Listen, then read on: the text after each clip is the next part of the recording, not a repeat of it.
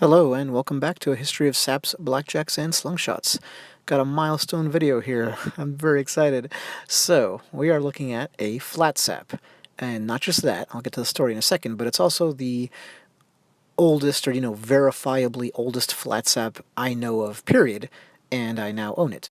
That's thanks to a fellow collector and researcher who rightly assumed I'd be interested in buying this. So the research was done on his part, and I'm very grateful for it. First, though, let's put the flat sap in context here. So centuries and centuries ago, at least since the 1700s, people were using saps, so like flexible containers filled with sand and buckshot, that kind of thing. Around the same time, people were using rope-based, weighted knot weapons, right, like the slungshot. And they were using the whalebone shafted, kind of proto-blackjacks, right? Lead balls at the end, flexible baleen, whalebone conduit in the middle. Then the two modern forms of the sap and jack came along. Let's get a different look here. And one was the flat sap, but it was second, right? It's kind of universally believed it came after the modern blackjack, which is like the coil spring body cylindrical one. So then at some point, somebody comes up with that one. It's, cylindrical steel body. It's an update on, kind of the old sailor's boatswain's cosh. And then somebody says, well, why don't we flatten the whole thing? And you get this. And when that happens, you have this new addition to the family tree, right? The flat sap. And it's its own weapon. It's really unique. Its profile makes it very easy to carry.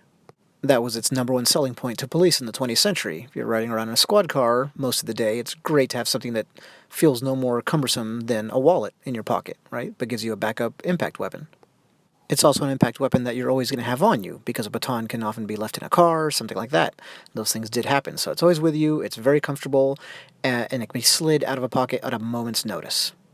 Here's the best view I could get of the actual maker's stamp, and while it doesn't have a year on there, it actually proves that this was made between 1888 and 1900. So it's wonderful to have that kind of specificity. It doesn't happen very often with this subject. This was a well-established leather maker too, so that helps. What's really cool is that it places the flat sap further back than I would have thought, and I think than most people would have thought, and makes it a contemporary weapon, at least in its start, to things like this. Kind of the classic leather pouch. As we know, this kind of sap then later on evolved to where this is more indicative of the originals, and then it got a handle, became more club-like, and the container, holding the buckshot or whatever, became restricted to the striking head. That then marks the beginning of jacks as opposed to saps, right? And remember, this is a 20th century jack. This is a Buckheimer 211, but it's exactly like examples from the Civil War, so middle of the 19th century. So around the time of the Civil War, you've got something like this, right? You've got that restraining system, and you have a flexible handle. On this one, it's, coiled steel, but back at the time of the Civil War, around then, it would have been probably whalebone or something else. Then what I call the modern blackjack, and a lot of people call a convoy, comes along. This one is specifically a convoy model, but people use that generally, and now we're into modernity. We're in the late 19th, early 20th century, and we now know flat saps were available around the same time as this one. I still think it grew out of this. It's kind of a flattening process and an easier way to carry them, but that's up for debate, right? There could have been parallel development, certainly. As you know, that's just part of the fun here, right? There's no written record to go off of, just scattered clues and logical inferences. So now that we've established its historical place, I want to jump back to the functionality and its appeal. One thing we hadn't gotten to yet is the fact that obviously you're striking with a flat surface, right? This broad, flat surface, and that's going to widen the impact area and basically protect your target, right? It's going to diffuse the impact somewhat. And you can see how that would appeal to not just police, but any kind of security force. So people in hospitals, reform schools, all kinds of things, looked to these because you wanted to be able to get the job done, but get yourself in as little trouble as possible. Now we can examine this specimen itself, and you can tell it was a trusted companion. This thing got carried and used for various purposes for a long time. Kind of looks like the surface of the moon there on the striking portion. That even continues onto the shaft, right? So I don't know how this was used precisely, but there's little dings and nicks just everywhere, and there's the maker's mark that we talked about that I'm really happy about. And the other side, once again, see those divots there, I almost thought it was like a manufacturing type number or something, but I couldn't make anything out, and I don't think it is.